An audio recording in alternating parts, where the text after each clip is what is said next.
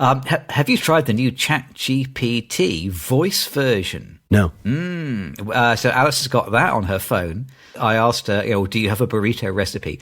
Not only did she give me what, to my uninformed, ignorant ear sounded like a perfectly good burrito recipe, but she told me this burrito recipe in the most seductive and friendly voice. She's just great. She's fantastic. Oh, goodness. I think fantastic for everybody, unless you are a voice artist, in which case I think you would be worried now. Yeah, you'd be out of a job. Or a podcaster.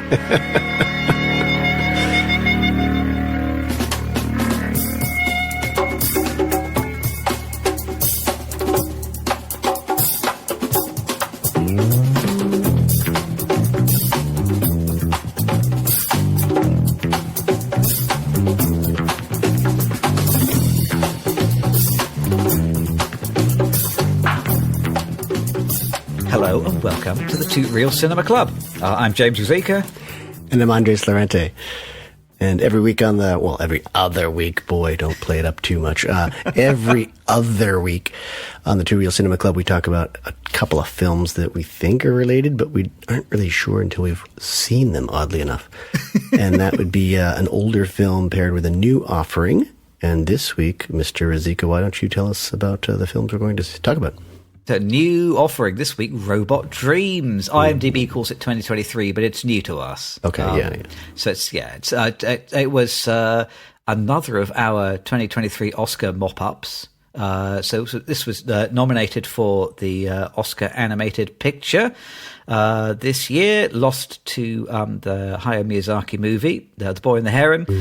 I listened to an interview with the director who said he didn't mind losing to Studio Ghibli. So we have watched Robot Dreams. You've got to keep your options open when you're an animator. It's a small world, isn't it? I guess so. It's an injustice to me. Let's move on before I get in more trouble. We have watched Robot Dreams, and we're going to compare it to... what did we... Oh, Metropolis, 1927. Fritz Lang, German... I guess it's a silent film, isn't it? Yeah.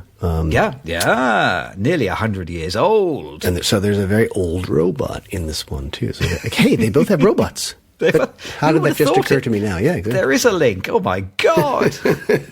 And I'm in part proud and in part slightly ashamed to say, well, I have read the books this week as well. Yeah. At least I read the book of Robot Dreams, and I have read 39% of the book of Metropolis. I'm not convinced that I will read the remaining 61. It's not as good as top 25% either, is it?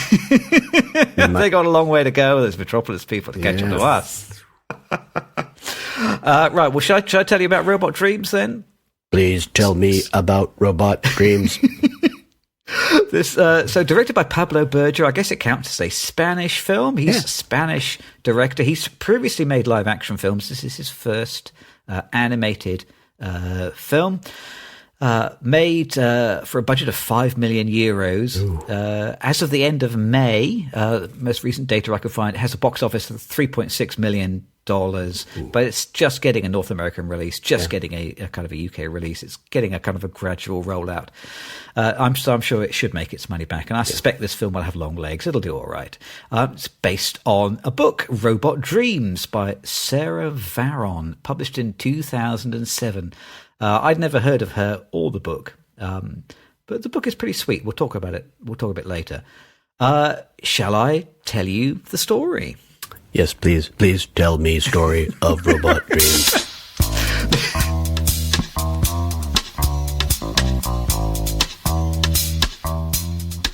So Robot Dreams, it's a new, I've called it a bittersweet animated comedy. Do you think that's fair? Yeah. It's set in New York in the early 1980s.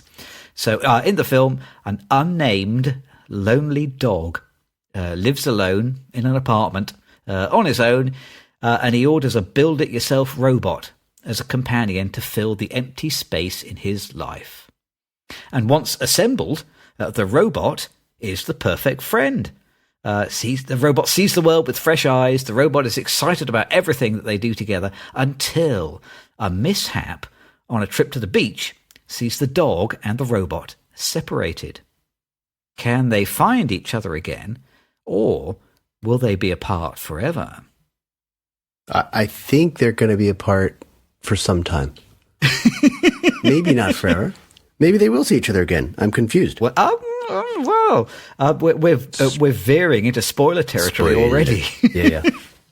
We'll ring the bell in a minute. I'm going to chime in with an initial thought, though, which is I'll tell you what I wrote in my notes, which is this is a lovely film. I thought it was very sweet, actually, and I think it is. It's more emotionally complex and more interesting, I think, than it first appears. I mean, it's simply animated. There's nothing flashy or 3D about it. It's fairly fancy, hand-drawn looking animation. The sort of thing that could almost have been done in Flash a few years ago, or could have been a little web movie or something like that, which is not to undo or not to do down the animation, which is good. A little bit better than serviceable, but not. It's not showboating. It's a fairly simply told story where I think most of the hard work is in the emotional content. Yeah. Does it look like the graphic novel? It looks just like the graphic novel. It is the graphic novel brought to life. Yeah, absolutely. They've taken all of their visual cues direct from the book.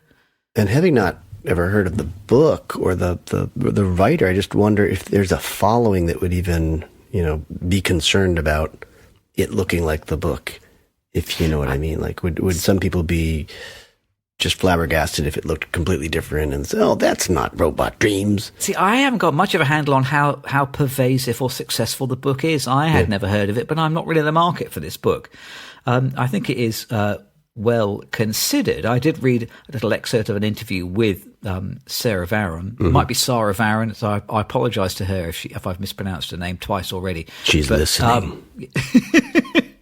But she apparently she was offered an opportunity to turn the film into a book into a film, rather. I think in 2008, not long after it was first published, in a deal that never really came to anything.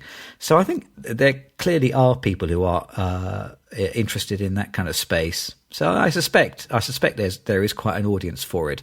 I think the story would probably work perfectly well if you had done it in 3D. I don't think it's essential, but I suspect that those people who loved the book won't be in any way disappointed by the turn that the film has taken. I'll say one more I was just going to say that there's definitely a trend of looking more and more towards graphic novels because it's almost like they're pre-storyboarded films, right? And you've got the material right there.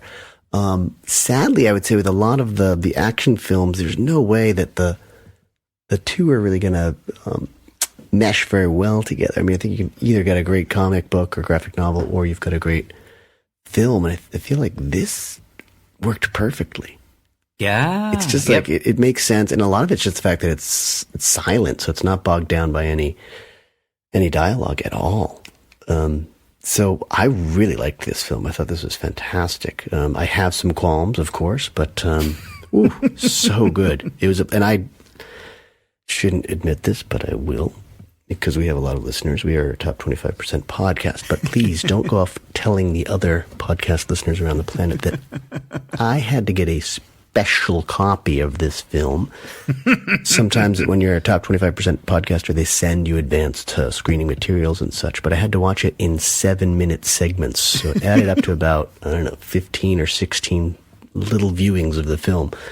And it held its own. It plugged right along quite well. I mean, it's not that I would have turned it off at any point. I'd love to see it all 1 hour, 38 minutes straight through, but I had my special screening and it worked. There's not many films that can survive being screened in that kind of circumstance. Not at all. I wrote down here that this film exists in 3 distinct territories, is what I wrote in my notes. So I put like it's an affecting, sweet story about a dog and a robot. Yep. With I think a real emotional kick. It's a rich, nuanced story. It's more sophisticated and mature than I expected, but also it's a real. I think this is. We like to talk about writers' films. This is a real filmmaker's film because this film is packed with quotations and references from, I reckon, dozens of films. I made some notes, but there will be plenty that I have missed, I think. So there are tips of the hat to many, many films in this. And also, there is a third, I was going to say third leg. Is that what I mean? A third arm. There is a third aspect, a third dimension. Good. That sounds more. Stay away from the anatomy. So it's a film about a place and a time. Yeah. It's like it's really specific. It's a film about living in New York in, I think, 1984 or 1985. It's very specific, isn't it? Because the other thing I was going to talk about before we ring the spoiler bell is just the opening image, which is an image of the Brooklyn Bridge at night with the World Trade Center in the background. Yeah. This is a very specific choice for an opening image. Yeah. Not only with that single picture, you are telling us something about both the location and the time. But I think the importance placed on New York as the setting of the film suggests to me that I think that of these three themes, I think the theme of time and place is maybe at least as important to the people making this film as the characters are. This is very much a film about New York in the mid-late 80s and how awesome that place was, and that's kind of maybe the main thrust of it. Yeah, the first note I wrote down: time and place. So we're on the same time and place here, same kick. It really captures New York City, and it's odd because you're seeing a completely different New York City inhabited by completely different creatures, but I think it captures New York City just as well as any film I've ever seen. It's very odd seeing these dogs walking around on two legs and a number of other creatures. I mean, it's a wide variety. It's an entire zoo of creatures in New York City, and I love that use of animals, sort of personified animals, as the residents of New York City. But it definitely captures a certain time. I would have even thought maybe late 70s, but yeah, certainly somewhere in the first half of the 80s, based on a lot of the music and sort of there's almost break dancing and the roller skating that was pretty hot at that time. So there's a number of really specific things about. I did make some notes here about, and some of them I did have to look up, but about both time and place in this film. So the dog, he lives at 528 East 13th Street, right? And I looked it up, and the picture on Google Maps of 528 East 13th Street is the building that the dog lives in. Yeah, that's the actual building. That is where he lives. So Playland, which is like this kind of beach that they go to, it's a real place. It is 1 hour from the East Village. They go to Vesuvio Pizza. This is a real place, isn't it? Yep. I think it's very, very authentic. And not only is it authentic, but it's affectionate as well. This is a film made by people who not only remember the places, but love them as well. Yeah. It's very authentic. And the same with the time. So, again, I did have to check some of these things. There is a shelf of photo albums in the dog's apartment, and the most recent one is dated 1982. Uh-huh. So it must be happening. Maybe like it's a year not long after that. There's a Polaroid camera in his apartment. Yeah. There is a Simon. Do you remember those? Do you ever have one of those? Which is like this electronic toy with 4 buttons on it, and you had to press the buttons in the right order. Oh, and that's like a real kind of early 80s electronic. There is a Keith Haring graffito on the street. Yeah. And I have not looked up when Keith Haring was active, but I'm sure that will probably date the film fairly precisely. Yeah. I suspect it is a genuine Keith Haring. So there's lots of very specific, authentic clues which are kind of trying to tie you into the place and the time that they're talking about. Well, I think you're about to spoil it, right?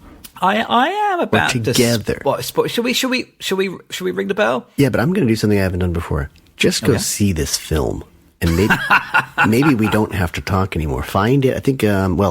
Don't find it the way I found it, but find a legitimate source or a legitimate establishment where you can watch this film. I think it'd be great on a big screen. I saw it on a 13-inch computer, but see it. We're about to spoil it in many ways, I'm sure, but it's definitely worth seeing. Do you agree with me? I think it's absolutely worth seeing.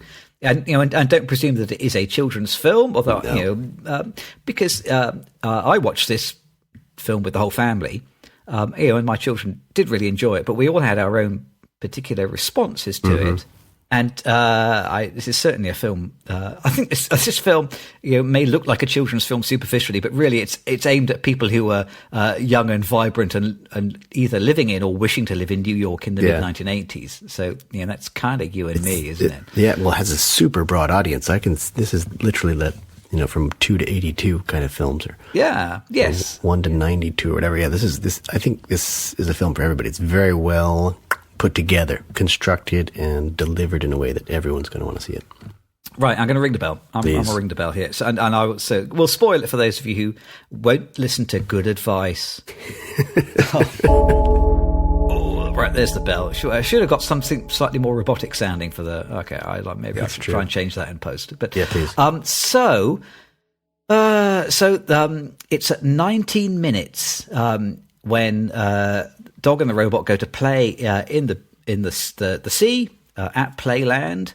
And then robot rusts solid, and the dog has to leave him at the beach. And then the rest of the film. So this is like the beginning of Act 2, isn't it? And the largest body of the film is all about the dog and the robot being separate. And to start with, the dog puts in every effort he possibly can to get the robot back. The beach gets shut. He tries to break in, and he gets thrown out. He ends up getting arrested, and he has his mugshot taken. He applies for a permit to open the beach to get the robot back, and he can't.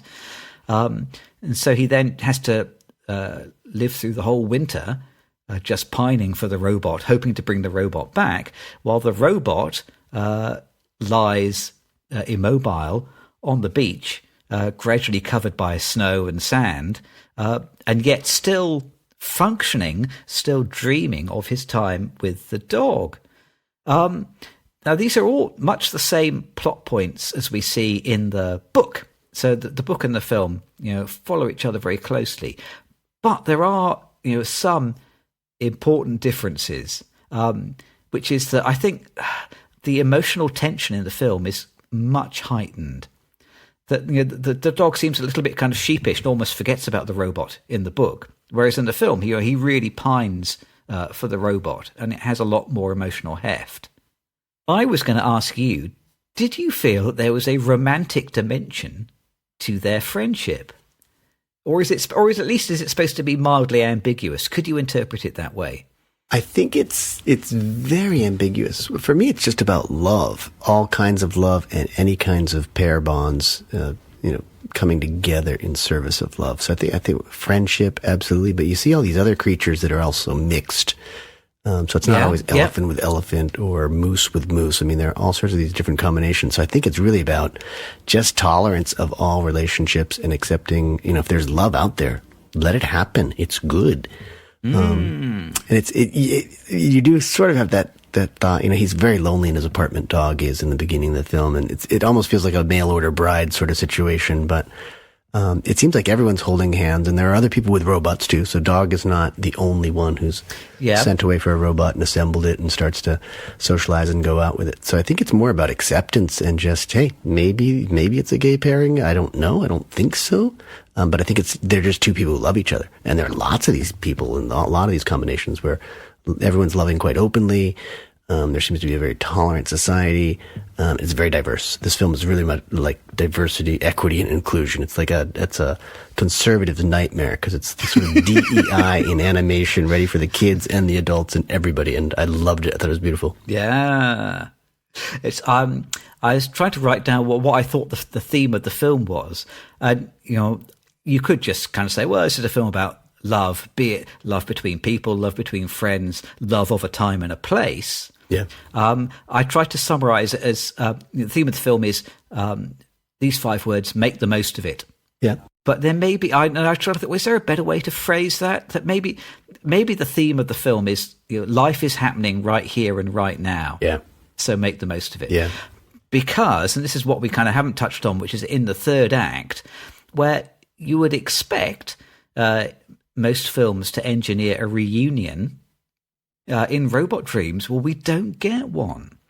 So by the time the dog finally makes it back to the beach, the only bit of the robot that he can find is the leg, which has been chopped off by some people who were looking for a bit of metal to fill a hole in their boat. So the robot has gone. And instead, he's been taken to a scrap dealer, and then he's been salvaged by he's like a dog. I think he's another dog. Is he a dog or is he a raccoon? Well, they call him Rascal. Yeah, I was trying to figure out what that was. I think maybe a Fisher or Wolverine or a Wolverine. Okay, I like Badger or something like that. What do you guys have in? Isn't there a Badger? We have badgers. We have badgers where you have raccoons. I think. Felt like kind of a badger or something like that. So he is like a building maintenance man who enjoys like mechanical engineering projects and uses the robot to rebuild a boombox, which is like the most 80s image you can imagine. And the robot becomes perfectly happy now living with Rascal. Yeah. They go to the ball game and they go to the market and they watch the fireworks together. And meanwhile, Dog kind of realizes that, he's never going to get Robot back again. So he goes and buys another robot, but it's a different robot. It's not the same robot. It's a new design. Yep. They do things slightly differently. They don't play in the water when they go to the beach. They're a bit more careful. I love that.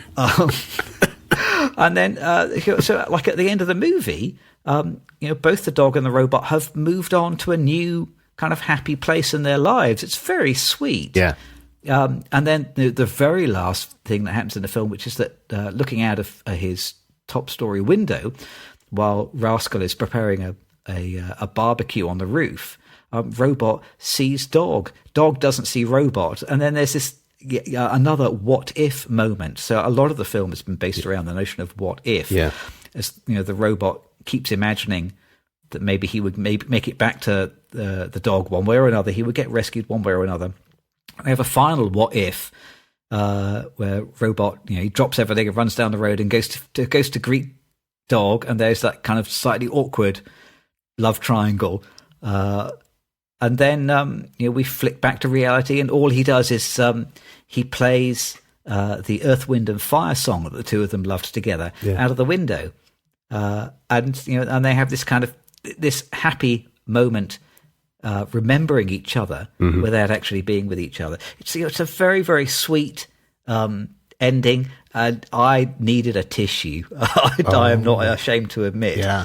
But it's a complicated, emotionally sophisticated ending, and I think a much more satisfying one than the ending that I expected, which was just that the two characters would get back together. Instead, Robot conjures this memory for Dog and sort of reflexive too. He gets happy memories as well. But I had written down 5, if you can count the contraction, maybe 6 words as one of my themes, which is it's okay to move on.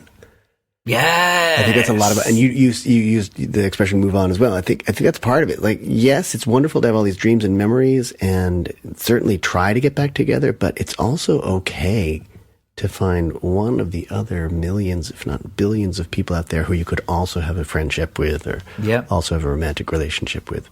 Yeah, this is a great, a terrific theme for a children's movie. Yeah. Because this is a great life lesson, which is probably underexpressed. Yeah, and you have this kind of these complex memories that are both happy and unhappy, and you're kind of a little melancholy, but also joyful, and it's very sweet. Yeah, it's lovely. And I think it rings back for me. It echoes that inclusion theme. Like there are going to be a lot of other people out there who need love, who want love. It's okay to love them. It's okay to love lots of people. And I think that comes through in their relationship, and the fact that, they don't absolutely have to come back together. It might have been romantic, or it might have been fun or satisfying for the audience, but the ending is perfectly satisfying as it is, because it keeps you questioning. It makes you kind of return to deeper themes, I think, as opposed to, they find each other in the end and everyone's happy. Yep. Yeah. But everyone can be happy in other ways too. I guess there are alternative happinesses. As opposed to alternative facts. Yeah, yes. I'll take the happiness over the facts. The other thing probably worth talking about, so the emotional content of the film is absolutely spot on. I thought it was terrific, tremendously well told, I thought. Using such simple, almost childlike stick figures virtually, aren't they? They're simply drawn characters, but very expressive. Great use of music. I thought it was just terrific. But there is another dimension to the film, which is all the nods to other films, which we haven't really kind of talked about yet. I made my little list here, which is apocryphal and missing many important ones. But the ones I spotted, so Manhattan, just that shot of the two of them sitting in front of the Brooklyn Bridge. Sure. The Big Lebowski, I think, is quoted in the bowling sequence when he goes to the bowling alley with the snowman. Yeah. Psycho when Dog is in the shower. The Shining when these two little twins turn up on Halloween. And A Nightmare on Elm Street in that same sequence as well. Buster Keaton. What's the Buster Keaton movie where there's a big flat of the side of a building which falls directly onto Keaton, and he happens to be standing where the window is, so he is unharmed. I think it might be The General. I think. But yeah, Buster Keaton, and obviously The Wizard of Oz, which is extensively quoted from. Yellow But I'm sure there are many, many more. I really enjoyed all those nods. Yeah. Although I did write in my notes here, are these film nods any more sophisticated than a good Simpsons episode? But then if you're going to compare yourself to some kind of animation, The Simpsons set a high bar. Yeah, they do. Yeah, I don't think they're necessary. There are nice touches, especially the New York ones. I think are nice touches. Am I right? Big Lebowski, that's set in Los Angeles, isn't it? It's a Los Angeles film, yeah. And I thought of Big Lebowski twice, definitely during the bowling. But there's also the flower sequence. It felt like this big because in the Big Lebowski there's this old dance sequence as well that reminds you of the 1940s big song and dance films. And there's a song and there's some dancing on skates, roller skates in this film, and songs do have a very prominent role. And I thought of Lebowski in that moment as well. And then one of my favorite songs happens during the dog and duck getaway on the motorcycle. They use the song "Let's Go" by the Feelies, which is just perfect. I mean, it's probably about that era. It's a little later than that, later 80s, but it might even be early 80s. But I just love that song. So the music was used very well. The Earth, Wind and Fire sort of comes back again and again. I've been humming that almost September by Earth, Wind and Fire pretty much continuously since seeing the film. I had to muzzle myself before doing the pod because I was also singing it. And I got to look up the words because I've never understood that song at all. So I'll go back and listen. I'll do a lyric search for that one. If that song turns out to be about a dog and a robot, we're all going to be kicking ourselves for a month, aren't we? Oh, why didn't I spot that? Yeah. So overall, big success, I think. This film, in an artistic sense, 3 love stories woven in together: a dog and a robot, an ode to New York, a history of cinema. So, in fact, we have 3 love stories, is what I've written in my notes. Yeah. I'll tell you what it reminded me of, which is that one of Rachel's cousins is an artist who did a bunch of video pieces. This is many years ago. He went around collecting old cathode ray tube TVs that people were all throwing out at the time and making art out of them. Yeah. And my favourite piece that he ever did, I think, interestingly, it did show in a gallery in New York at one point. He got an old fish tank, and he shot a little sort of grainy video of a goldfish. And then he put the TV in the goldfish and had the video on a loop. And so it would appear to be a blank TV, and then every now and then the goldfish would appear on the screen, and it would kind of swim across the screen and swim back out again, and then you'd have nothing on the screen again for another few minutes. Yeah. And the piece was called "Friends Will Drift In and Out of Your Life." And it's a lovely little piece, very sweet, well executed, and that's kind of the theme of the film as well, isn't it? The people will come and go in your life, and that's part of what the story is. Yeah, and enjoying the adventures as they happen, as they come up. And Dog sort of explores other options as friends. He's got Snowman at one point, and Duck might be a more romantic interest, and they come and go. And I just I like that. It's almost like kind of like an advertisement for a dating service or a dating website as well, because it's all about going out and meeting people and doing things. And, the Duck ghosts him, and Snowman is a bit too much of a character for him, probably.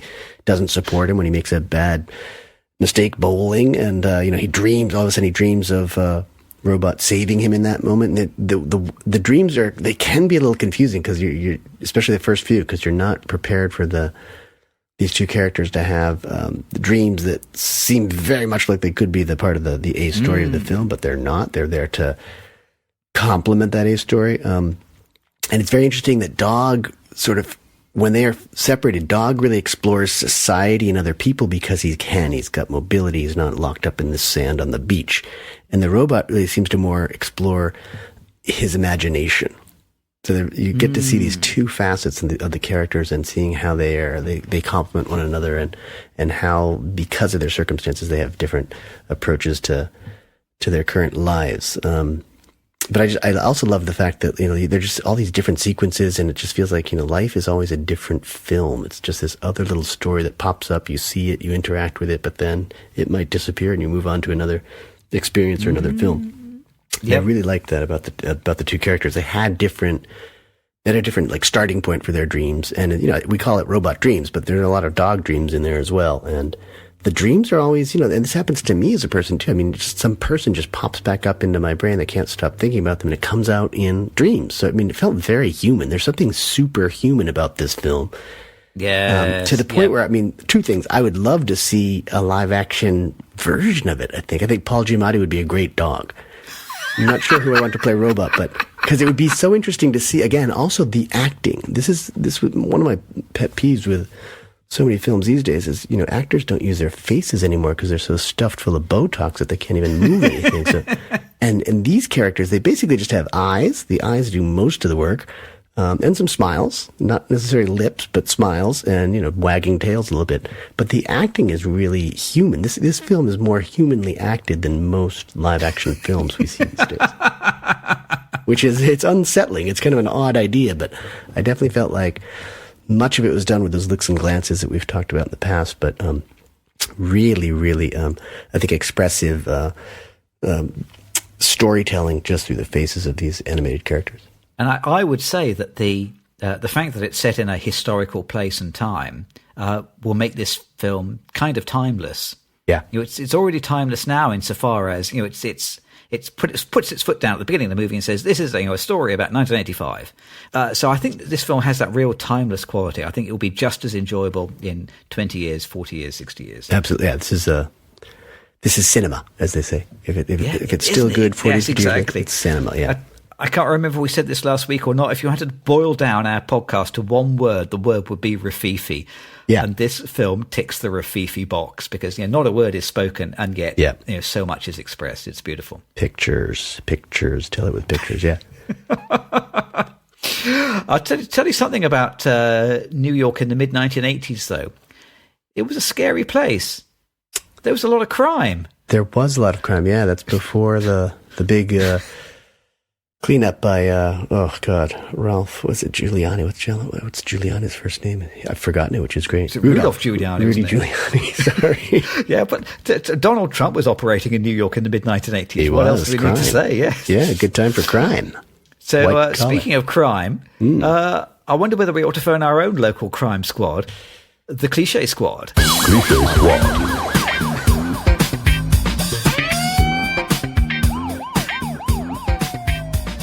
I feel sheepish phoning the Cliché Squad this week because I didn't spot any cliches in this week's movie. I didn't really. I think I was too smitten. I'm too biased in favor of this film. I mean, you could say that, borrowing from other films and sort of reshooting those sequences is kind of cliche because you're using something that worked before and has become kind of universal. But there was nothing flagrant or offensive in the cliches, I don't think. And What do you have? Well, I've got nothing here. I've written down, I'm happy to let the Cliché Squad score some overtime on the regular police this week. They can do something about the graffiti for a start.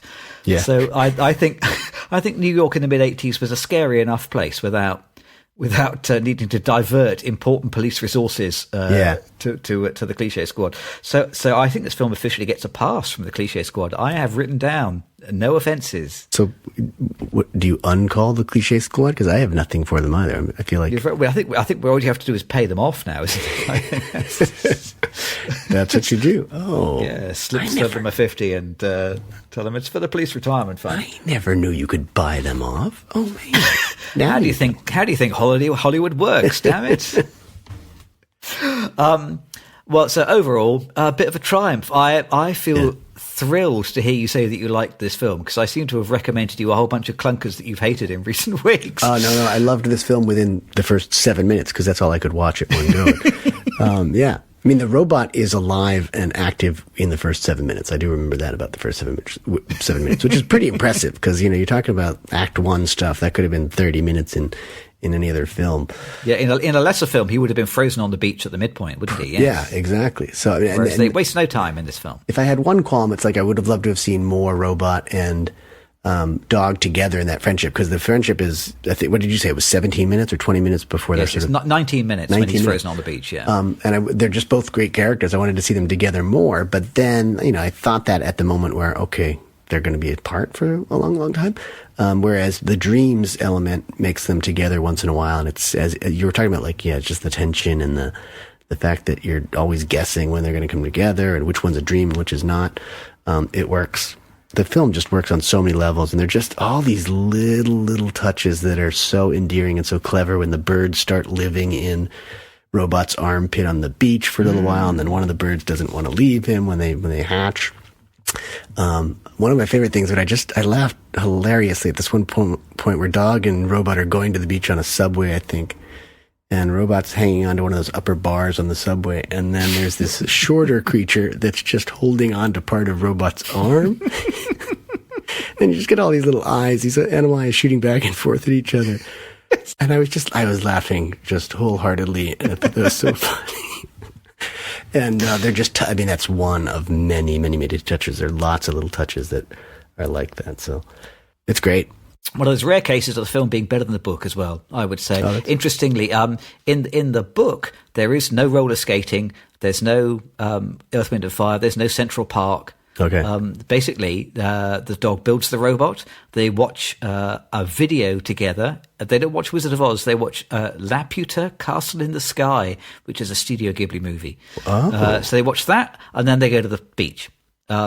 So they spend even less time together in the book. It happens very quick. So even less of what you would wish for in the book. The book is sweet, but the film has enhanced it. And then any words are probably just written on the signs. There's no dialogue in them. No dialogue at all. Exactly. It's just a couple of words on the sides of boxes or. Oh my God, that note on the refrigerator. I loved that. Where Dog, he has a note that says beach closed until June 1st, and it says go get robot.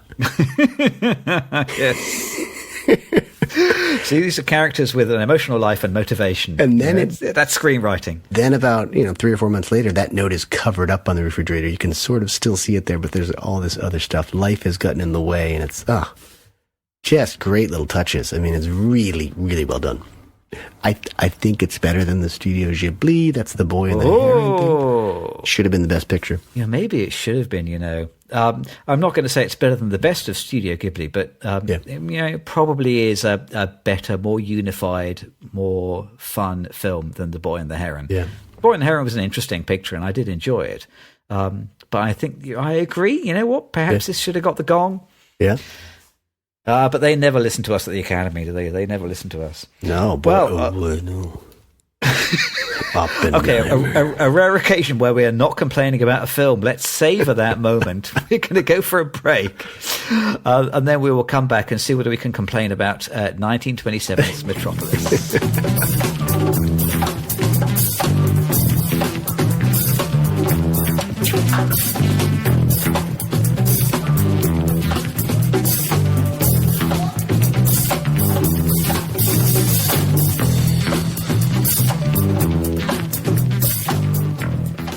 I don't know about you, Dr. R, but I'm finding it harder and harder to make good hydration decisions. Think about it. There's vitamin water, flavored water, sparkling, tonic, seltzer, mineral, filtered, still, distilled, still and distilled, and soda water. And furthermore, it can be expensive to buy water these days.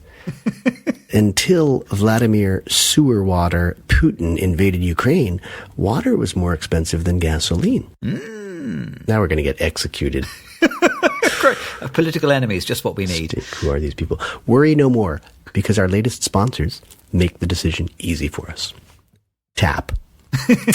Tap is water conveniently located everywhere. The bottles are as recyclable as the ones you use because they are the ones you use. There's a low environmental impact because there's no shipping and transporting of water long distances, because at Tap, we get the water straight from the source. And flavors?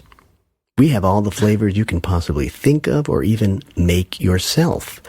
Squeeze lemon, lime, rose hips, mint, or any fruit and or herbs you like. Try Tap with iced tea flavors and enjoy alcoholic drinks like mojitos, gins and tonics, and scotch and non-soda water with Tap. At Tap, we are right there whenever you need us. It's like we are within arm's reach, right where all your drinks and hydration sources should be. Don't tap your bank accounts to make good hydration decisions. Leave that kind of tapping to us. We keep our costs low so we can pass the savings along to you, the consumer. In fact, in addition to our reasonable subscription rates, you can generally get all the benefits of Tap by simply paying your taxes without complaining. So the next time you're deciding on what water to drink, look no further.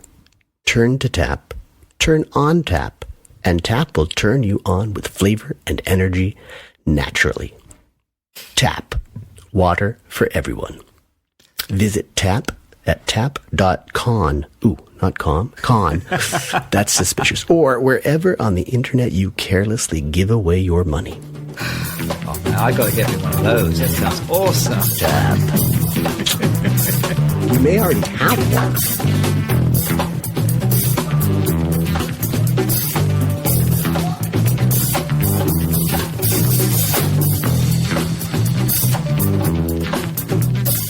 And we are back. That advert made me thirsty. I'm going to have to go and buy some bottled water, I think. No. We are back to talk about a film nearly 100 years old, Metropolis, from 1927, directed by Fritz Lang. Have you seen any of Fritz Lang's other pictures? I believe so, yeah. Didn't he do the, what's the one with Peter Lorre? Oh. M is for Murder. M is for Murder. Is that right? So, No. Dial M for Murder was Hitchcock. Yeah. I think it's M is for Murder. I think that's a Fritz Lang. I think there's, I've seen a couple. What's the green something? I'm wasting time right now because I'm actually Googling our good friend Fritz Lang. To disguise the sound of typing. Scarlet Street. I've seen Scarlet Street. M. M was the Herbert. M. Was it not Herbert Lom? Who was it? Peter Lorre. Peter Lorre, that's it. Yes, and I've seen Scarlet Street. I was guessing Green Street, but I got my color wrong, clearly. I have seen a lot of Metropolis, but when I went back to see it again, I'd realized how much I'd forgotten. The only thing I really remembered vividly was that clock scene where the character has to take over for another character and spin the hands of a clock. And not just any clock, it's a decimal clock, isn't it, I think? It only has 10 hours on it, I seem to remember. Ooh. Fritz Lang, though. I guess, yeah, he was born in Austria. I feel like he did most of his filmmaking after a certain point in the States, but I may be totally wrong about that. I'm trying to think. Yeah, no, I think he started in Germany and then moved to the States and made like a whole bunch of kind of noirs and things. Yeah. So. I'm not sure that I've knowingly seen any Fritz Lang pictures. And looking at his filmography here, I am increasingly embarrassed by that. I, like you, have seen clips from Metropolis many, many times, but never sat down and watched the whole thing from start to finish. Okay. But doing a bit of research, turns out I'm not the only one. There's lots of different cuts of this film. I think the original was 153 minutes long. Yep. And there is a version on YouTube where I think they show that long cut, but they show it at 15 frames a second, so it's over 3 hours. Ooh. But then I think Paramount for the US, they cut their own version, so they cut it down to 116 minutes, and sometimes that version is credited as being 107 or 108 minutes. And then the Nazis stepped in and they cut out even more material, and they tried to cut out the communist content. And so the Nazi version was 91 minutes. Wow. And I think that 91-minute version was like the only version you could really see for a very long time, until in the 1980s, Giorgio Moroder, of course, apparently paid $200,000 for the rights to try and release a new restored version of the film with a new soundtrack. Yeah. So then that was like a gradually lengthening version. And then they found some old footage in South America, I think, of some supposedly lost footage. And so there was a longer version again. So there have been many, many different versions of this film. Only one of them featuring songs with Freddie Mercury, but lots of different versions. I watched the free one on YouTube. I don't know whether you did. Probably, yeah. It was 2 hours, 20 minutes. Yeah, I think mine might have been 2 hours, 30 minutes, or 2 hours, 31, I think, actually. Okay. So I think mine was It was very long. Anyway. Yeah, it's long. Yeah, I'm embarrassed to say I did use a little bit of 1.5x. You're so smart. I remember that you do that sometimes, and I always ask myself, why don't I do that? I think the music would have sounded strange, though. That's one hesitation I have. Yes. Maybe it does sound a bit strange. Yeah, I suppose so. But with the silent films, I think you can definitely do that. I think this version is too long. This is, I think, the Argentine lost footage recut film. And the version that I saw that had the recut footage, the newly inserted scenes were of very poor quality as well. They're sometimes bad. And didn't really add a great deal to the narrative, I thought, and I would have personally been happier to see them missing. Can you see something if it's missing, though? You said you would have been happy that's true. to see I it missing. really have no idea what I'm talking to about. To not see it at all. Go ahead, say it. I would. I'm going to let you talk now. Do you want to at least, so whichever version we watch, and I suspect even the 91-minute film might be quite long. Do you want to tell us what the story is? Not before you tell me why. Not before. Do you have any other questions for me, Counsel? Well, so that is a good point. I did pick this one. I had never seen this and always kind of quite wanted to. Yeah. And as far as I understand, Metropolis is kind of the first significant robot ever seen on screen. Yep. And the robot is the most famous bit of this movie. Yeah. And I would argue, and we'll probably talk about this later on, that the robot is also the liveliest part of this film. Yeah. The robot is the most memorable part of this film. The robot is beautifully designed and interesting, and I think the robot still has something to say about the modern world. Yep. The rest of the film that is around it, I think, is maybe slightly less famous for good reason. Yeah.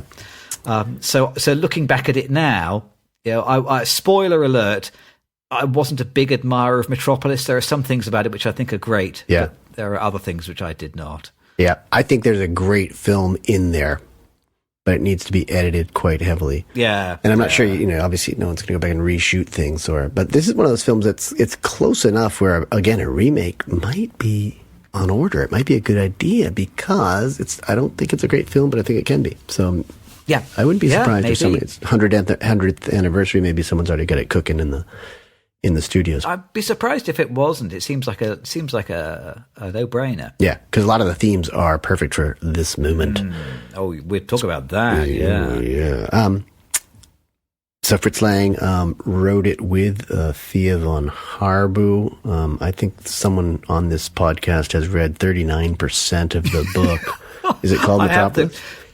So Thea von Harbu was his wife at the time. And Metropolis has something in common with Jurassic Park insofar as the book is written with 1.5 eyes on the screen. I think the book was written kind of based on the script that they had written together for the film. I think the book came out after the film. Although I think also I did read on a different website that the book was serialized in a newspaper before the film as a promotional sort of gimmick. So, but they certainly seem to have been created side by side. I found I'll talk about it now. Why not? So I read 39% of Metropolis. I don't feel very inclined to read much more of it. It's not an easy book to read because it really feels like a long treatment more than a novel. So the book really concentrates on things that can be seen. It reads like somebody sat and watched Metropolis and then wrote a very, very detailed description of every scene as it happened. Oh, wow. And there is a little bit of imagining of the inner life of the characters, but not very much. And there's not very much of explanation of sort of background or things that you do not see. Things that don't appear on screen don't really exist in the book either. It's the book of the film insofar as it's a very long-winded transcription of the film. And kind of, a little bit boring and doesn't have a great deal of narrative impetus. So I'm not sure that I would recommend the book. And the language, at least in the translation that I read, was kind of a bit flowery and a little bit unnecessarily self-indulgent as well. So I think the book is an interesting document. Certainly couldn't see anything to recommend it over the film. Apparently, later on, there are some elements which are present in the book which were cut from the film. I think there is a stronger suggestion of religiosity and the occult in the book than there is in the film. But overall, If I were you, I would stick to the film and I would watch it at 1.5x. That's my advice to you, dear listener. Been a lot of good recommendations this episode. Watch Robot Dreams. Take the time to read Robot Dreams because it's only 10, 20 minutes. It'll take you 10 minutes, yeah. There you go. Don't watch the Metropolis at full speed, at regular speed. 1.5 at least. Maybe put in some earplugs so you're not hearing the soundtrack. You won't be missing much. And then don't read the book. Or you could read the first 39% and then... I would stop there. Write to James about your feelings about it. You guys can have an online book group. Okay, let's get in. Let's go. Let's get in.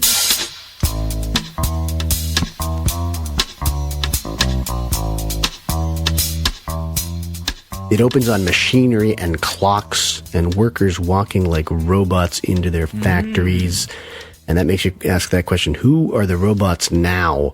Yeah. These guys march in form, they're mirthless, and they're headed off to the drudgery of the working world. I will say that this is a very memorable looking film. It has this sort of mixed animation. It looks very Bauhaus, futuristic. At the same time, it's sort of German expressionism, which always seems like an oxymoronic expression to me. Not necessarily German, but even just expressionism, because expressionism usually means that there's no expression whatsoever, and I've never understood that in art. But definitely it comes out of that era, so it looks a lot like those black and white prints and paintings that you see from around this time of our late 19th century, early 20th century. The architecture feels very Bauhaus. But there's some amazing compositing, isn't there, in this film as well? And that's one of the things that's really worth noting about. It's like many, many images laid over each other. It's pretty remarkable. Yeah, and it gives you a really interesting potential view of the future. I liked a lot of the landscape or the cityscapes. But these workers are toiling in the underground city. They're keeping these machines of the above ground city working. The elite seem to live above in privilege, while the poor sort of live below in squalor. So, I mean, they're very clear on their messaging here in this film. Even the natural world the natural environment seems fake. There's this one garden where they go, that's close to the Heavenly Club of Suns, where Fredersen. Yeah, it's very confusing. So the main character is Freda, and his father is called Fredersen. Fredersen, so... Yeah, we're going to confuse you a little bit, but I'll try not to talk too much at all. That's the solution for that. Freder, the son of Jo Fredersen, becomes enamored with this simple teacher who speaks of brotherhood and harmony. He's surrounded by all these like supermodel characters, but he zeroes in on her name is Maria. He finds out later. I say he becomes enamored of. He basically becomes her stalker, doesn't he? He sees her once, across the playground, and then he goes stalks her for the next half hour of the film. Yeah. Oh, next 2 hours of the film. He's the son of Jo Fredersen, as we've mentioned. And Jo Fredersen basically runs the Metropolis from this atop this modern skyscraper. I wrote in my notes Elon Musk. Yeah, some kind of character like that. Absolutely, certainly a billionaire at the time, and who's got his hands on all the tinkerings of the society. But Freder sort of, he's looking for this Maria. He gets caught in this drudgery of the workers. He's searching for her in the underground. He witnesses this tragedy and a catastrophe. It's like a boiler meltdown of sorts. And he sees it. He's sort of almost hallucinating. He sees this kind of volcano with a maw just devouring workers. And it's just, again, another great thing of how capitalism is just eating these workers alive. It's a good image. It's a powerful image.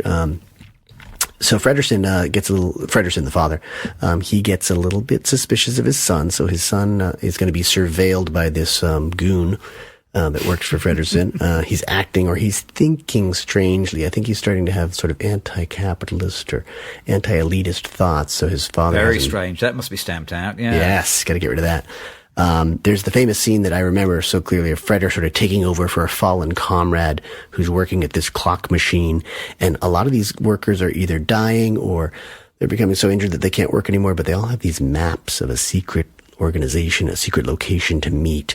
That takes Freder deeper into the underworld where he finds, surprise, surprise, Maria preaching to the workers, and she's among a lot of crosses. So there's a lot of Christianity here. And you were talking about the religion coming up, but that she's sort of seen as a Christ-like figure. So he finds her, but he doesn't really make contact with her just yet. Meanwhile, Fredersen goes to this old inventor named Rotwang. Great name. Great name, Rotwang, yeah. Or Ratwang, who is recreating Fredersen's wife, Hel, who also happens to have been Rotwang's lover before Fredersen came along. And when we say recreating, I think that's where we're starting to talk about robots. Robots, yep. So I'm not entirely sure where to start with this. I was questioning as I was watching this. This film kind of takes place in a sort of a timeless time, doesn't it? I had to look up. Well, when is this film set? I was half expecting to see that this film was set in the space year 1953 or something like that. Yeah. It would all be a good old chuckle. But there's no very clear information about when the film is set, but some versions say it is 2026. Ooh. Oh, that would make sense. Yeah. And some versions say that it is the year 3000. These catacombs where Maria is kind of preaching revolution have apparently been under the city for 2,000 years. That's right, because there are some ruins down there that we see and that they talk about. So that kind of made me imagine, well, maybe this is actually like the year 4000 that we're looking at. Yeah. But no one seems to have quite taken that step.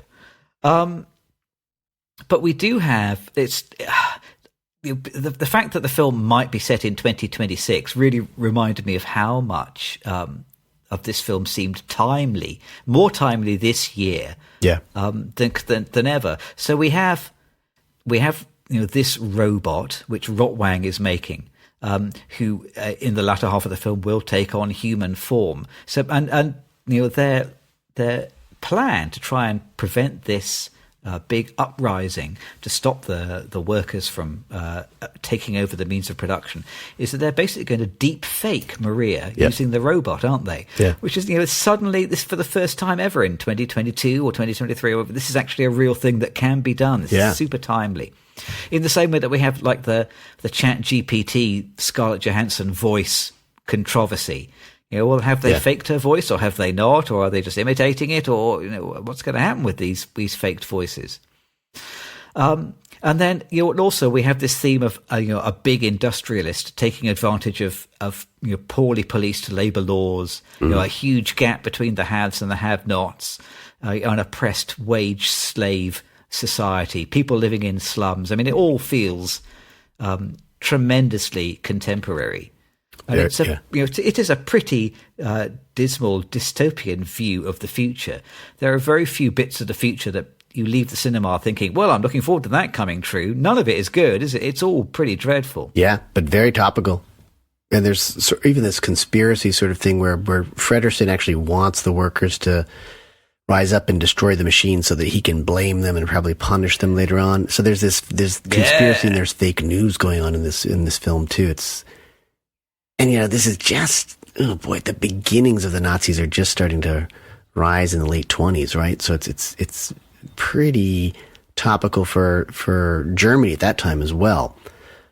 And it's sad that, it's still topical. But yeah, I mean, those are the really interesting things in this film. And I think, I think those elements are there. I mean, obviously we both, marked them immediately. But there's also probably such an overwhelming bit of filmmaking for 1927. What with you've got these raised highways going through this massive city, and I think they almost play up the scale a bit too much because it really focuses on just a few characters, and the fact that they'd run into each other again and again in this big city, this big metropolis, with like their helicopter cars floating around. There are these elevated trains. There's this big Babel building in the center of the city. I think that almost overwhelms you from some of the more subtle ideas, I guess. And of course, you're with a silent film, you're looking for a title card every once in a while, but you're not getting some vital bits of information actually coming from a character's voice. And I think that would probably help to make the film more powerful. But that obviously, because it's silent age, the visuals are more important. Yeah, I mean, yeah, production design is the winner here, isn't it? I think. Oh, it's amazing. Yeah, you definitely, and that was the future that was promised us, I think, in the 1920s. So they kind of put exactly what people were thinking about, like super trains going and zipping around these big cities and people flying here and there, and they get some of those elements spot on, I thought. But the kind of the other side of the coin is like, you know, the characters, you know, the acting. It's kind of stagey and vaudevillian, isn't it? Yeah, you know, definitely. And the characters are, you know, they're very unsophisticated archetypes here, aren't they? This is a film from the very birth of the art form. It's a very, very old film. It comes from a period before people had really quite figured it out. Yeah. So maybe it's okay to say, well, it's a bit rough around the edges and a bit unsophisticated. And it is a silent film, and I'm guessing it's been made to play on poor quality projectors with not a very good quality image. And the audience maybe won't be as familiar with the grammar of cinema, and people are still figuring out what the grammar of cinema is. So there are all those kind of humps to get over. So I suppose maybe we should be thankful that there are still very, very prescient, relevant ideas in this film. Because some of it feels, some of it really does feel like it's 100 years old, and some of it feels like it's quite modern. Well, that's remake. That's why I'm saying remake. I'll go on a little bit. I don't think we need to ring a spoiler bell, but there's some things that I'd like to bring up because, again, another thing that felt similar to even Robot Dreams, but to today, is that first thought that this is some sort of sex toy robot that they're creating. Because, like, Fredersen is in love with his dead wife. She died while giving birth to Freder, I understand. Before that, she was with Rotwang. And I think they have sort of different ideas of why they're recreating this woman. I didn't know if Fredersen was planning originally to live with her. And it seemed like the identity was decided as an afterthought. It seemed like that he just created this robot. And honestly, the robot does not feature a ton in the film. Yeah, it doesn't. Yeah. But it is, as you said, the first sort of major appearance of a robot in cinema. What I would cut is what I call the detour of Babel. Not the Tower of Babel, the Tour of Babel, but the detour. There's a lot going on with, again, the religion of, I think the idea is humans were hiring other men or employing other slaves to build this tower. I'm not sure if that was necessary. And you do see the major structure, which probably where Fredersen lives or works, is the main tower in Metropolis. I thought that was a big detour. They're getting into the Bible quite a bit and didn't seem to be necessary. Did you get anything more from that than I did? Or? I mean, again, it's beautiful imagery, but I don't think it really contributes much to the story. No, I agree. I tell you what, this film it reminded me of, which is the discipline I think that you introduced me to of when you're writing a film story, try and put it on 40 Post-it notes. Yeah. And because it's a really good discipline to find out whether you have written enough or not enough. Yeah. If you can get your story onto 40 Post-it notes, and each one contains either a scene or a sequence or an important idea, then you've got about enough for a feature film. And if you've got it on 42 Post-it notes, then you've got a little bit too much, and you need to try and cut down. And if you've got 37 Post-it notes, you've got not quite enough, and you need to try and develop it a little bit more. And I do feel like the story of Metropolis could probably go on about 11 Post-it notes. There's just not a great deal that happens. There's a small number of twists and turns, but not an awful lot. Yeah. And it does feel, for a film of this length, to a modern audience, there are just not enough events, I think. I agree with you. Yeah. So we do get Freder going down into the underworld and finding Maria. She has this speech where she says that, and this is the big theme for the film, and we get it on screen in a title card at the end, that the head and the hands need a mediator, and that mediator is the heart. So Freder becomes sort of he's in between the workers and the people and his father and the elite. So he's the heart of the film. They kiss. Rotwang animates the robot, and he uses Maria as the model. So he wires Maria. He's captured her. He wires her to the robot. There's some chemistry and some beakers in there. There's some Frankenstein electricity. And then voila, he's made the robot, who I think, Rotwang wants to call her Hell, but we sort of know her as Maria because she looks just like Maria. So then you have sort of like a good Maria and a bad Maria. And bad Maria, wild Maria, goes into society and Well, good teacher Maria is in sort of Rotwang's lair. She's stuck there, and Freder has to try and save her. Freder's disappointed because he sees his father with wild or bad Maria, thinking it might be his Maria. And this is a little strange. We should talk about maybe the Oedipus thing here a little bit, because technically the hell was supposed to be modeled on Frederson's ex-wife, Freder's mother. Freder's mother. And Freder's mother died giving birth to him. I think that was on a title card. I forget why I know that. But so it's a little bit strange because Frederson is this point, he's going to fall in love with his robot version of his wife, his departed wife. And then Freder also likes the woman because it looks like Maria, the one he's fallen in love with. It gets to be a little, I don't know, psychiatric, this film, doesn't it? I mean, it's I think you can hardly blame either of them, though, when they live in a city which has, supposedly, 5 million inhabitants, and they all seem to be male. As far as I can tell, there's only one woman in the whole city. Yes. Certainly from like the underground city. So there are the kind of a bunch of slightly outlandishly dressed supermodel types up in the the upper city. But down below there, as far as I can tell, there is just Maria. She's the only woman who really makes any impact on the story or the film at all. Yeah, very few. Yeah, so I guess they're in love with the same woman or robot woman or two people that look very much alike. It is worth saying that she does so. To evil Maria, I use that word advisedly. She does this pretty amazing, I use that word advisedly, kind of erotic dance, doesn't she, in front of a whole bunch of men at a nightclub? I thought it was very interesting to see what passes for an erotic dance in 1927. Yeah. And I don't know whether this would have been considered the sort of thing that would make men hot under the collar back then, or whether this was censored, right up to the neck. And, she was told in very explicit terms, do not wiggle your hips. The most erotic thing you can do is wave your hands around and shrug your shoulders, because that's largely what she does. Well, she's raising hell though, too, right? She's, causing division among all these tuxedoed men who probably run the whole show in Metropolis, but now they're starting to war over a woman. And we see that war. There's maybe the finest cinematic depiction of the male gaze, I've ever seen, where it's like many composited pictures of just eyes staring at her. Yeah, I'd written the same thing, the male gaze. But she's also sort of riling up the workers and telling them to destroy the machines, which is fine with Frederson because he wants to blame the workers for something. It leads to this massive flooding of the underground city. And Maria is instrumental in getting the children out, and Freder is also happy to be reunited with her finally. But you have these two Marias rollicking around, so there's some mistaken identity shenanigans that take place. Freder arrives just as the mob is about to burn bad Maria at the stake. Seems a little harsh. The workers would all of a sudden start burning her at the stake, but it happens.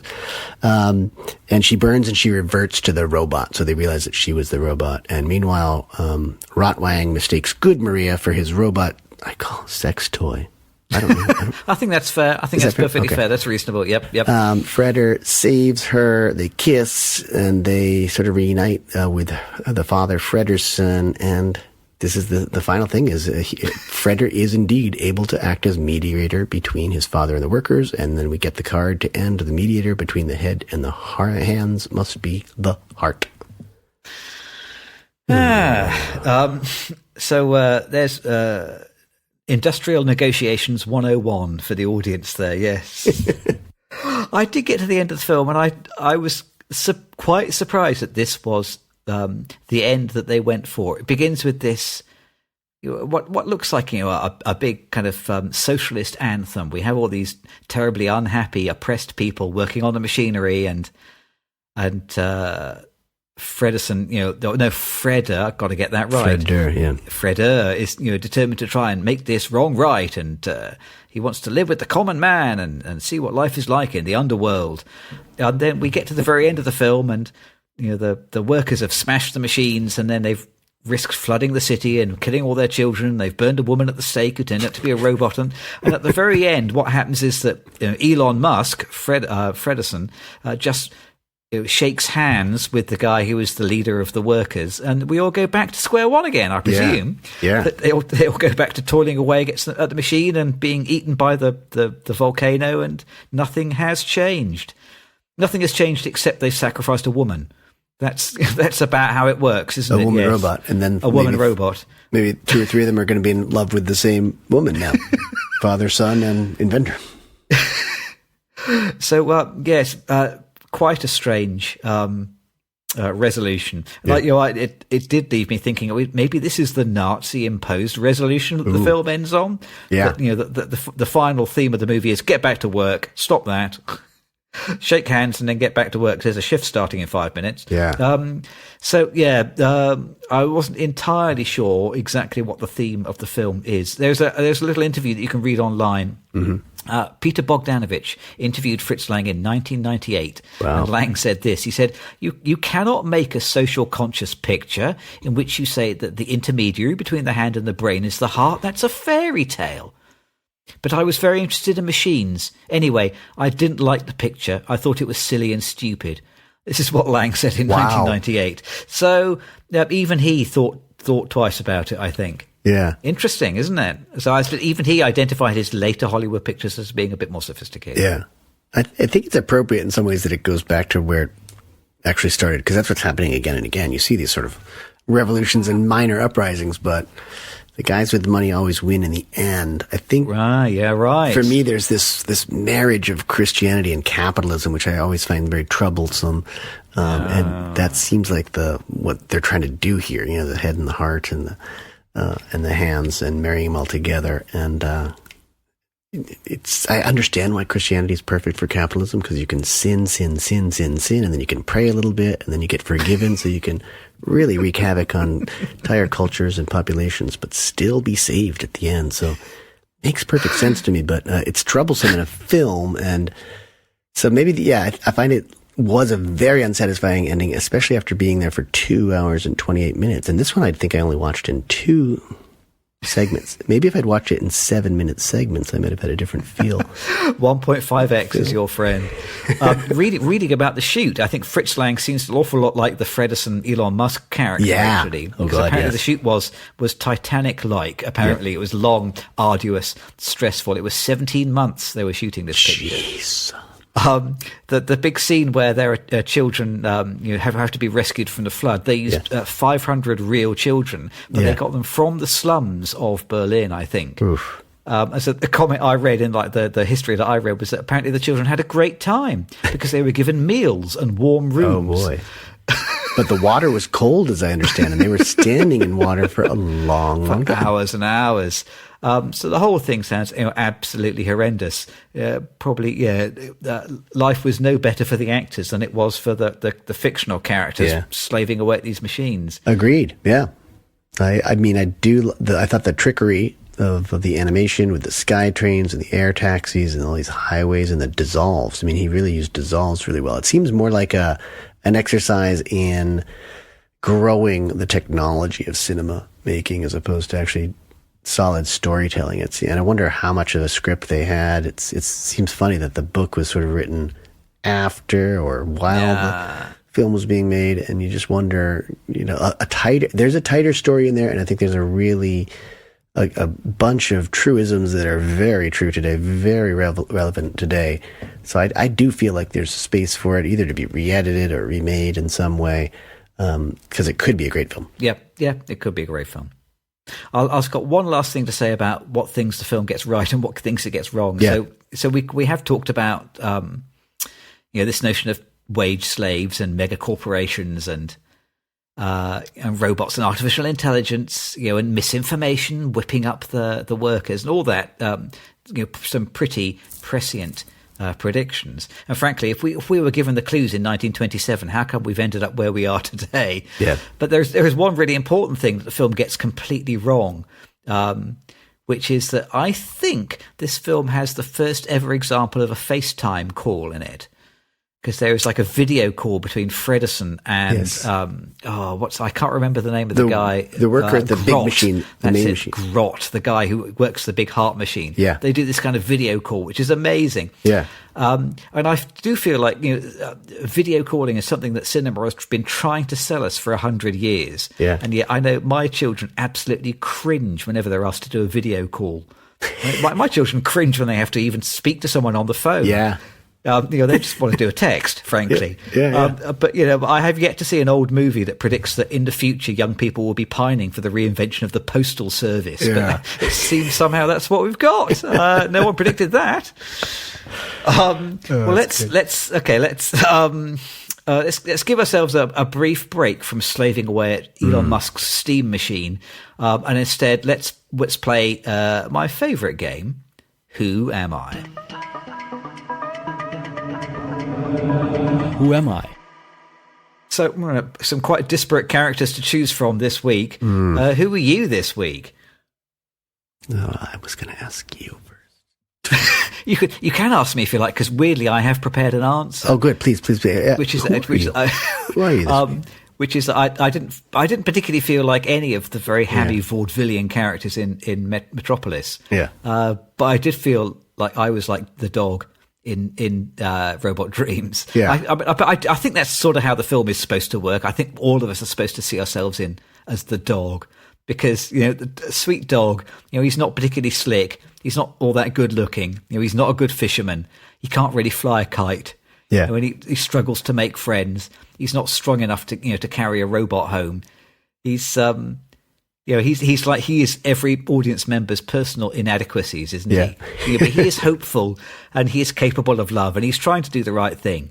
Yeah. I watched that and kind of thought, I can see myself in dog, never, trying, but not quite good enough. But I tell you who I would really love to be. Oh, good. Maybe I'll from the same film, which is I really would have loved to be Rascal, like the raccoon or fox or whoever who picks the dog up at the end. I came away from Robot Dreams thinking presumably things were different in the 1980s. These days, if you wanted an apartment in the East Village, you would have to be doing some kind of really big money paying job. Yeah. You'd have to be a digital marketer or one of those things that I don't understand. But presumably it was different in the 80s. I have no idea what dog does for a living. But Rascal, he's like a building maintenance man, isn't he? Yep. He's got like a workshop where he tinkers with things, and he's got a little apartment in 1980s Manhattan. He's got a roof terrace and a barbecue. And I was thinking, God, that guy's got a great life. Yeah.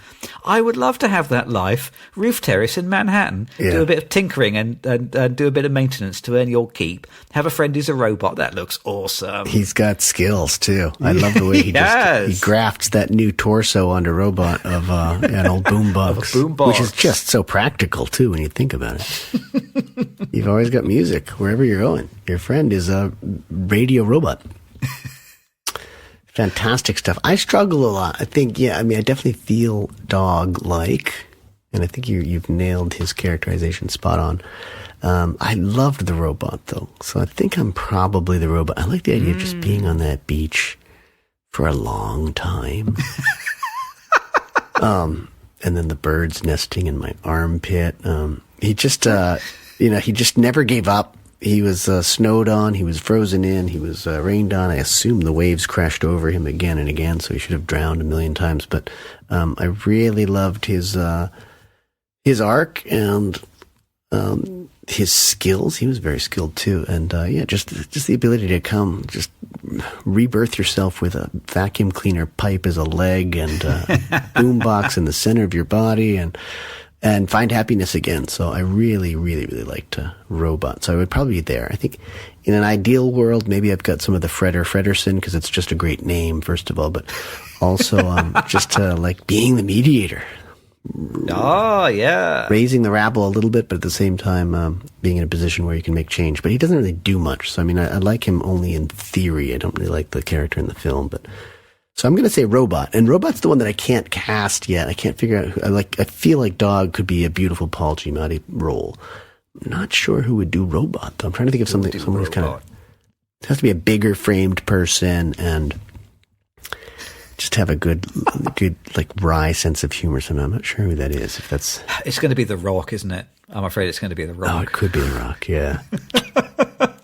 Giamatti and The Rock back together again. I don't know. Or Ryan Reynolds probably is the other one. Isn't it? Ryan Reynolds. Yeah, it'll be Ryan Reynolds. Right, well, let's do our synthesis. We will bring these 200-year separated films together somehow, maybe. Let's give it a try. The music will bring them together. Yeah, we'll on the music. Because I'm not sure I can. Thanks.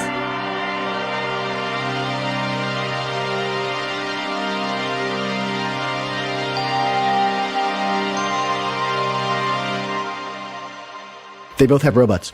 They both have robots. Yes, job done. And until next week. So I wrote here, so they both use the idea of robots to explore humanity, kind of, like the difficulty of human connection, kind of. Yep. I think they both have these themes of sort of isolation and dehumanization. They are both silent films. I mean, they have That's got true, yeah. stuff in common. And I think they are both sort of about a sense of place. I wrote here on my notes, they examine how a place sculpts its inhabitants. I'm not entirely sure that's true. I think I was reaching when I wrote that, but I'm going to stick with it. Yeah. I'm going to sit with it.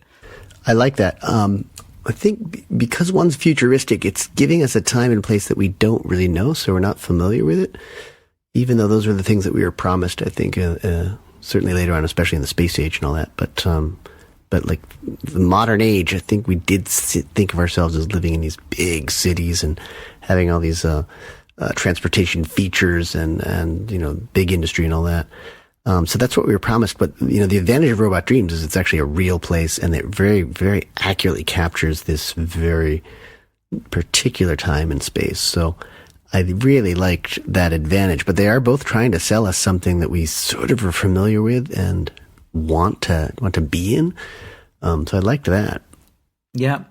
There's a relationship. The robot relationship is pretty interesting. And I joke about the whole, sex toy robots or the mail order brides and all that. But they do both have these somewhat ambiguous definitions of relationships between machinery and humans. And I think that's probably, and I feel like the Robot Dreams is so evocative, and it's so tolerant and really progressive. And I think that that's not the case in Metropolis by any means. So even though they're predicting the future, they're sort of imagining relationships between men and women or humans and machines are going to be sort of very much the same as they were in the 1920s. The other thing I wrote in my list here was that I think these films, maybe they are both dystopias. Insofar as, Metropolis clearly is a dystopia because most of the people who live there are miserable. Yeah. People are working in these terrible, inhuman circumstances. And there's a machine that effectively eats people. And at the end of the film, the workers don't smash society. They just all shake hands and carry on feeding the machine that eats people. It's pretty dehumanizing. But for all that Robot Dreams seems sweet and emotionally sophisticated, it does exist in a world where your best chance for some people, your best chance of making a good friend or a genuine connection with someone is by buying a robot. Yeah. That kind of is dystopian of itself. We might argue, well, does that robot have agency? Maybe that robot actually is a person. I think the way that we watch the film, we award the robot personhood. But if you take a step back, it's about this kind of poor incel robot who can't make any friends, having to buy one in a shop. That's actually kind of a bit of a downer as well, isn't it? I don't know. It's about they are both sort of about the difficulty of making a human connection, about how technology is simultaneously dehumanizing and yet also the source of the liveliest character in both films. That's good. Yeah, I think Metropolis is this dystopia on a civil engineering and an economics level, whereas Robot Dreams is sort of dystopic on a really personal, emotional level. Yeah, and I think it and that's it. That's 40 years ago, right? It's placed 40 years ago, and you can already start to see how humans are kind of starting to isolate and separate and get so absorbed with their own worlds that they're not interacting quite as well as they used to. Some good stuff there. Great. Well, I was quite cheerful. Now I've made myself depressed. Just think of some of those funny things in Robot Dreams again. We can be happy again. Just sing Earth, Wind and Fire. That solves everything. Okay, we have just got time to talk about what has also been playing at this theatre.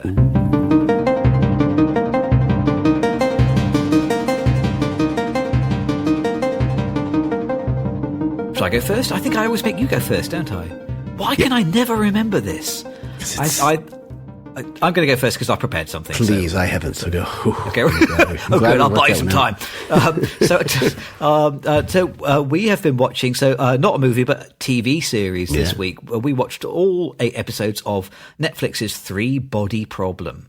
Ooh. So it's a Netflix kind of sci-fi series based on this Chinese science fiction trilogy of books and I apologize once again when I'm going to mispronounce somebody's name, Xixin Liu, I think he's called. Nice. I've got no idea if that's correct or not, though. Produced by Benioff and Weiss, who are the guys who came up with Game of Thrones. Supposedly, Netflix spent $20 million per episode on this 8-episode TV series. And Rachel and I have both been having difficulty sleeping, so we've decided what we're going to do is we're going to watch a bit of something that doesn't require too much thought just before bed. And as we start to feel a bit sleepy, we'll turn it off and go to sleep. And it works for that. We've been watching it. I wrote here in my notes, I've been watching it like TV, namely with low standards and low expectations. And my low expectations have been largely met. It's some bits of it look expensive, some bits of it look a bit cheap, some bits of it sort of add up, some bits of it kind of don't. I have read the books upon which it is based, and the things I remember from the books are a small number of very big, well-written set pieces, and then there's a bunch of sort of filler stuff in between. And the series also presents some of these big set pieces with a lot of filler stuff in between. So it's a reasonable translation of a not easily filmable book series. It was all right. Yeah. Good TV to fall asleep to. Make of that what you will. Yeah, that's good to know, because my wife has difficulty falling to sleep, and she tries the melatonin and the warm milk and this and that, but maybe just watching some of that Netflix program would do that for her. Give it a try. Is that a somnambulant? What is that called? What is the word for that? Something that helps. I want to say neurotoxic, but no, that's not it. I hope not. Boy, that would put you to sleep for sure. Word for brain rot. And extended. That would take you to the big sleep. Take you right to the big sleep. What's been playing at your theatre? Boy, not much. I have also gone to television, public television at that. Oh, what a come down. Yeah. Yes. Since I was 9 or 10 years old, I've been obsessed with Pompeii, Italy. And there's a program here. I don't know if you'll get it over there. It sounds like it's an American thing. It's called Pompeii, The New Dig. Okay. So they've gone in with a bunch of cameras, and they were excavating just one, what they called a city block, but it was kind of like one villa, and sort of recreating it. And it's amazing. I mean, I love Pompeii. I've always been obsessed with it. I just think it's such an odd bit of humanity that this city got buried in volcanic ash, and then they've dug up some of it, maybe 39% or something like that. Oh, wow. Gosh, I didn't realize there was so much left to be uncovered. I think there is, but I just used 39% because that's our number for the podcast today. Yeah, so, that is our number for the podcast. I think there's still quite a bit to be uncovered, but they had done the Colosseum way back when, and then there was that Pink Floyd concert in the Colosseum at Pompeii. That really blew my mind. So all these Pompeii things started happening to me when I was 10 years old. I got interested in that concert. I got interested in, there was a big exhibition on tour in Boston that we went down to see. I was just Pompeii. So it's always been in my mind. We did go there 8 or 9 years ago, and I was there for one day. It was not nearly enough, but we had my stepkids with us. We're not going to go spend a week at Pompeii, but I easily could. I love that place. So it's just been really interesting to see sort of a higher tech age excavation. I think they the experts make some jumps really quickly. They assume what happened, but I guess they've really zeroed in on this one day. So they could say, oh yeah, these two people were baking bread here, and then the ceiling collapsed, and then this building was under renovation because they're finding all these building supplies. And, they very quickly put stories together, and I guess, it seems accurate. They're experts. I don't know what I'm talking about, but, it's a bit too detailed for me, but then again, they're really looking at this one day. So, and people didn't have lots of different things that they were doing on a certain day. It was basically eat, maybe go out walking, get on your horse or whatever, come back. I mean, it's not like, okay, where the remote control was here and then the TV dinner was over there. I mean, so there are fewer things to uncover. So it's been really interesting. I've seen 3 episodes. I'm not sure if there even is another one. So that's what I've been watching, but... Have you seen Voyage to Italy, the Rossellini film with Ingrid Bergman? Which is, we've talked before about how much I love these Rossellini pictures, but yeah, it's a really beautiful film. And Ingrid Bergman and her husband, they're on this holiday in Italy, and they're kind of breaking up, and they go to Pompeii. Oh wow! And it sort of throws their marriage into kind of sharp relief. I think that's what the blurb would say. Yeah, it's a beautiful film. Really beautiful. I was a bit reminded of Roma, which is a Fellini film where these excavators are going down, I guess, below the subway level or something like that, and they're